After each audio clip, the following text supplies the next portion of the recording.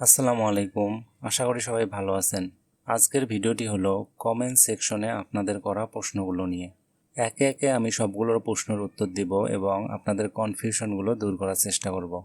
চলুন তাহলে শুরু করি। প্রথম যে প্রশ্ন সেটি হলো সাবমিট দ্য অ্যাপ্লিকেশনের উপরে যে ডকুমেন্ট লিস্টগুলো আছে, অ্যাপ্লাইয়ের সময় আপনারা কোনগুলোতে ক্লিক করবেন?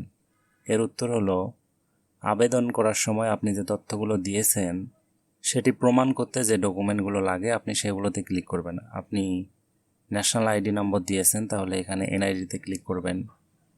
আপনি যদি ফ্রিডম ফাইটার দিয়ে থাকেন তাহলে ফ্রিডম ফাইটার সার্টিফিকেটে ক্লিক করবেন। আপনি যদি মাস্টার্স দিয়ে থাকেন তাহলে মাস্টার্স ডিগ্রিতে ক্লিক করবেন সার্টিফিকেট। এখন যেটি সমস্যা হয়েছে সেটি হলো অনেকেই এখানে কোনো ক্লিক না করেই অ্যাপ্লাই করে দিয়েছেন। এর উত্তর হলো কোনো সমস্যা নেই। এখানে যে লিস্টটি দেওয়া হয়েছে এটা জাস্ট আপনাদের জানানোর জন্য। ভাইবার আগে আপনাদের যে ডকুমেন্টগুলো জমা দিতে হবে সেগুলো হলো আপনাদের আবেদনের ভিত্তিতে। আপনি আবেদনে যে তথ্যগুলো দিয়েছেন সে ডকুমেন্টগুলো আপনাকে জমা দিতে হবে। প্রশ্ন 2, অনেকেই বলতেছেন যে অনার্স পরীক্ষা দিয়ে রেজাল্ট হাতে পেয়েছেন কিন্তু সার্টিফিকেট এখনও হাতে পাননি। আপনি যদি রেজাল্ট পেয়ে থাকেন তাহলে আপনি অ্যাপ্লাই করতে পারবেন, সার্টিফিকেট পরেও নিতে পারবেন, কোনো সমস্যা নেই। কিন্তু এই মুহূর্তে আপনি যদি রেজাল্ট হাতে না পেয়ে থাকেন তাহলে আপনি অ্যাপ্লাই করতে পারবেন না। অর্থাৎ যেহেতু সার্কুলারে বলা হয়েছে যে অনন্য দ্বিতীয় শ্রেণীর স্নাতক বা স্নাতক সমমান ডিগ্রি লাগবে, তো আপনি যদি রেজাল্ট হাতে না পেয়ে থাকেন তাহলে আপনি দ্বিতীয় বা তৃতীয় শ্রেণী সেটি বুঝতে পারতেছেন না, অর্থাৎ আপনার অ্যাপ্লাই করার কোনো সুযোগ থাকবে না।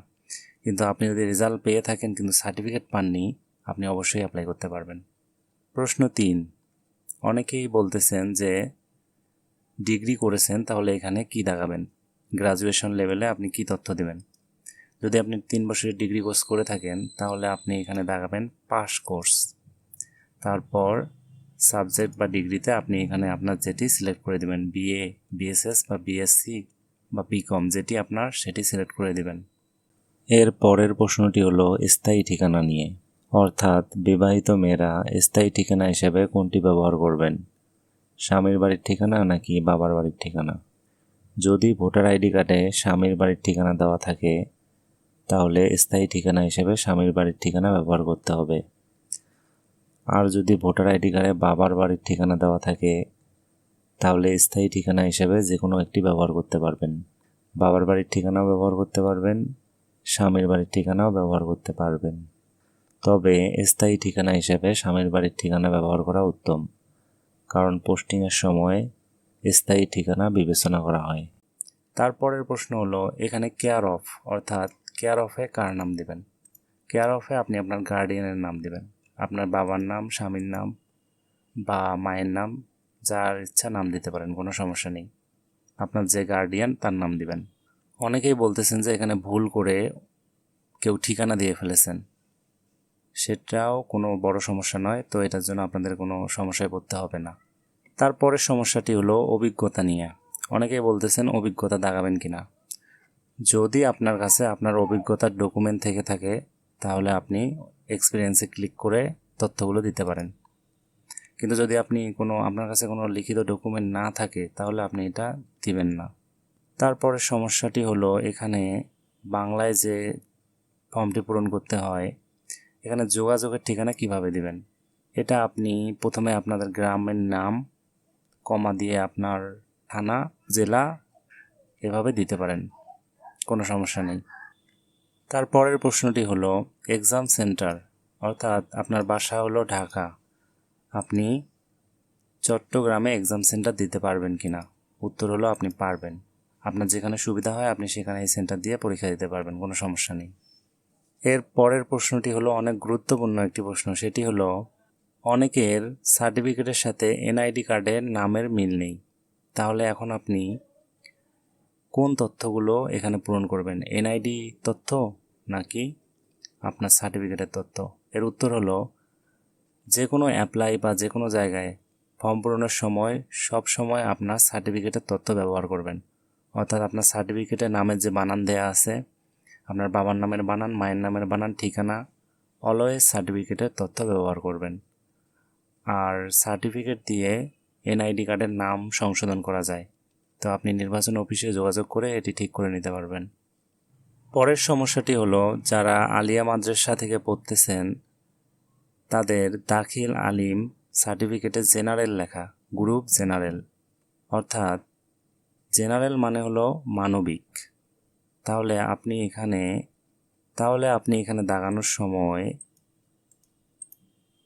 দাখিল দিবেন, বোর্ড দিবেন হলো মাদ্রাসা বোর্ড, এখানে রোল রেজিস্ট্রেশন দেওয়ার পর আপনি এখানে গ্রুপ দিবেন হলো হিউম্যানিটিস, অর্থাৎ আপনার সার্টিফিকেট যদি জেনারেল গ্রুপ হয়ে থাকে তাহলে আপনি এখানে হিউম্যানিটিস গ্রুপ দেবেন।